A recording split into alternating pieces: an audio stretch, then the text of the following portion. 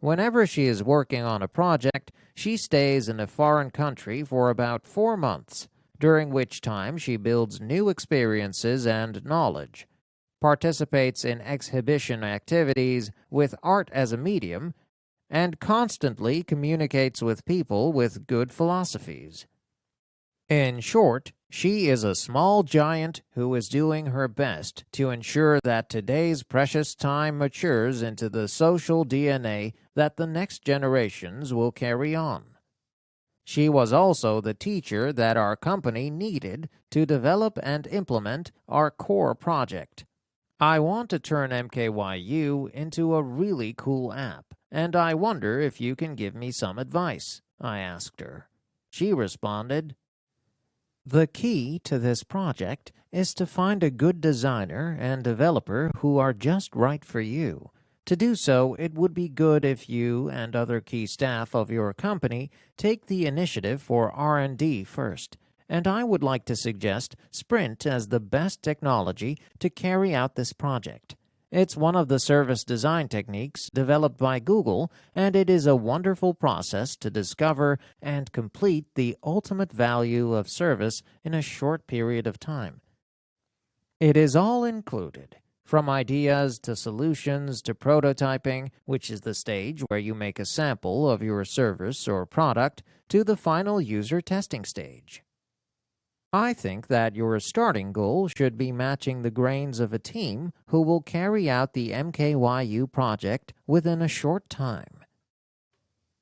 I was familiar with the concept of sprint planning that Jong-un introduced to me because in the winter of 2019, I had visited Seattle and interviewed Jake Knapp and John Zaratsky, co-authors of the book Sprint, which explained the sprint technique. When you have a team of fewer than 7 people whose mission is to efficiently resolve a difficult project within a short time, have them focus on that project for 5 working days and then generate the result of the project. This is called sprint. Jong-un told me about various examples of small startups that had used the sprint technique. She said that messenger programs for work, such as Slack and a hotel room service robot, Relay, were also created using this sprint approach. Jong-un stressed that what was most needed for the success of MKYU was creating a team of excellent experts. She introduced me to young women in their 30s who were acclaimed as the best in their fields, and we are sharing ideas while constantly communicating through Messenger. I learned a lot from watching Jong-un connecting experts online and offline to come up with ideas and grow fast together. I also found out that their way of working was to achieve fast growth by sharing, without hesitation, the content that they possessed. They were open sources that shared their knowledge with developers around the world. I was not familiar with their way, but they were cool and wonderful. Jong-un is more than 10 years my junior, but she has already lived not once, but several times, the future that I want to have 10 years from now. She works in ways that make me envious, and she utilizes digital technology as routinely as breathing, which I wish I could do. Thanks to Jong-un, I think I'm getting closer to becoming what she is now. There is nothing more precious than learning from people. The people whose daily lives are the future you want. Those are the people that you need to seek out and meet. They are the people who will bring you closer to your dreams and future.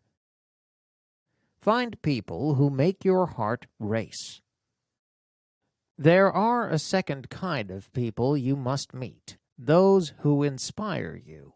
These are the people who see a problem and think about all the fun that they will have solving it, instead of listing the reasons why it might be difficult or even impossible. That's exactly how it is with 2 young men I met recently.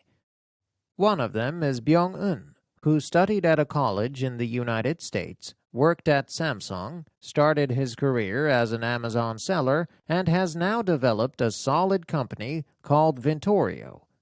Another is Chang Hyun, who is Byung-eun's best friend and who has a unique resume. An elite student who, while studying at Columbia University in the United States, developed a near-obsessive interest in the problems of Korea's English education system. Upon returning to Korea, he founded a startup called Homegrown Native to find solutions to problems in this area. To these two young men, there is no boundary between work and life.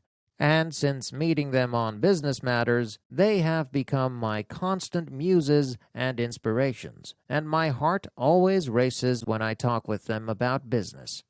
I expected my first meeting with them to last about an hour.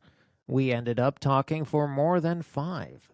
While talking about marketing, global stores, digital solutions, millennials' dreams, startups, marriage, romance, career, and anything else, our conversation flowed effortlessly. We exchanged opinions and personal stories, raised questions and answered them. Honestly, it was the first passionate and refreshing conversation that I had had in a long time.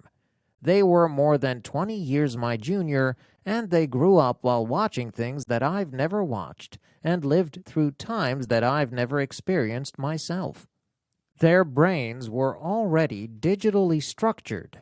Besides, they had easy access to global businesses because they'd lived overseas for years.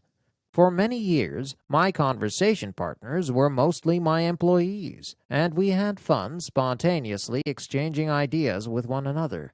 But these days, I hardly get any response from them because our company has been expanding its business lines so much that they know that they will be put in charge of something if they bring it up.